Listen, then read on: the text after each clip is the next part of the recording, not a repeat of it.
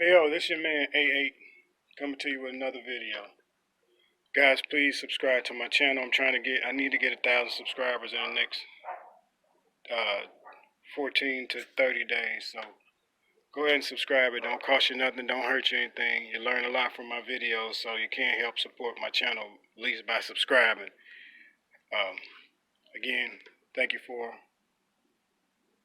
supporting the channel, those that have. And I'm going to start off this video is how to replace Chevy Blazer. This is the Vortex 4.3. We're going to be replacing the radiator.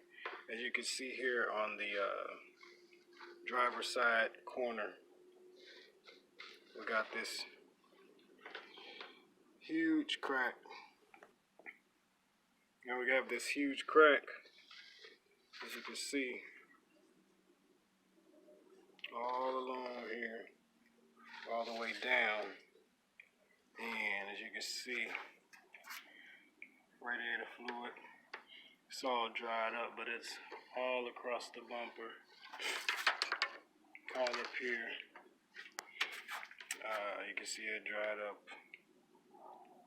all here, everywhere. And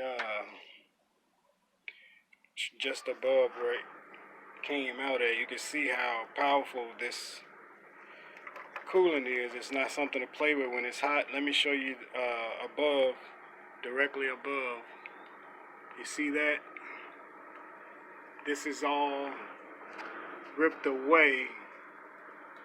All of that was done by the coolant bubbling up straight from here. And it basically melted and dissolved a lot of that away. So we're going to be replacing this radiator. Let's get started. First we're going to do is I'm going to take this box off. Easiest thing to do is basically take this clamp loose, pull this off,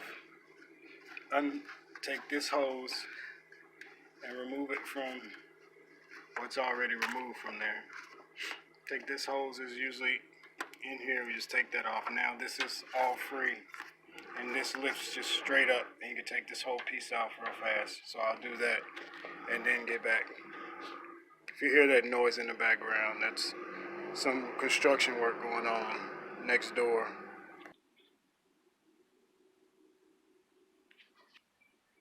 Okay guys, on this Blazer, the top shroud is off, fan shroud is off, the bottom one needs to come off.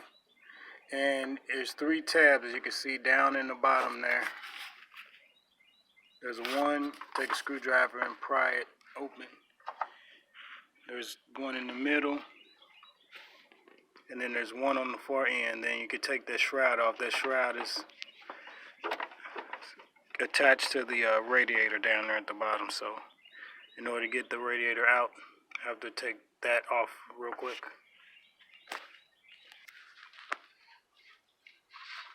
Now as you can see,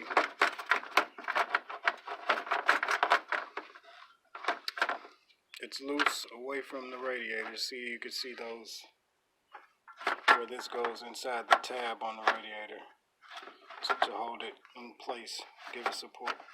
So now the radiator can be taken apart. I'm going to start by taking this off, then this one, then that one down there at the bottom, and then I'll work my way over to the upper radiator hose at the top, and then that part, and then that lower radiator hose. Okay, as you can see, the bottom hose is disconnected, the radiator hose is disconnected, and this upper hose is all disconnected. Next, I have to do the passenger side, and I just simply use the wrench. It's probably like an 8-inch wrench to take those off. No big deal. Okay guys, everything is loose and should be able to, the feet of the radiator are kind of snapped in at the bottom. So you got to pull up kind of hard on each end until you feel them pop out to get them out. But the radiator should be, see it, it's free to come out. So I need two hands so I can't record and pull it out at the same time, but should be able to wiggle it straight up and out. Show you when it's out. Okay guys, here's the old radiator. Here's the cap from this end of the vehicle. Here's all your connections are. Radiator hose, upper radiator hose, lower radiator hose. And, the other lines. This one was not particularly hard to get to. There's your drain plug right there. This is how you drain your radiator. Twist that and then the fluids drain out. These were particularly on the driver's side. Everything was particularly easy to get to, but this bottom line was not all that easy to get to. The shroud is in. If you don't move that shroud all the way out or move it over out to the side some, the fan shroud, the bottom fan shroud, this will be a little difficult to unscrew, but it's not too difficult, but it's harder than everything else. Everything else pretty smooth, no issues. This one's a little harder, so you gotta be a little careful with that line. These two lines are the same size. The bolts to unscrew, the nuts on these are the same size, and the nuts on these are the same size. But this side nut is bigger than this side nut, but these two are the same size on this side. These two are the same size, but they're slightly larger. And that's it. This is one of the hoses. This is the return hose to the reservoir. Yeah guys, so the old radiator's out. I'm just gonna look at the new one, make sure they match up before I put it in, but I have done that already, but now that it's out I want to do that again. So now guys, as you can see, everything matches up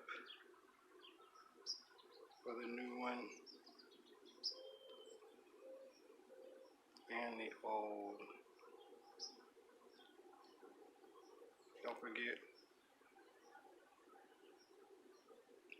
there.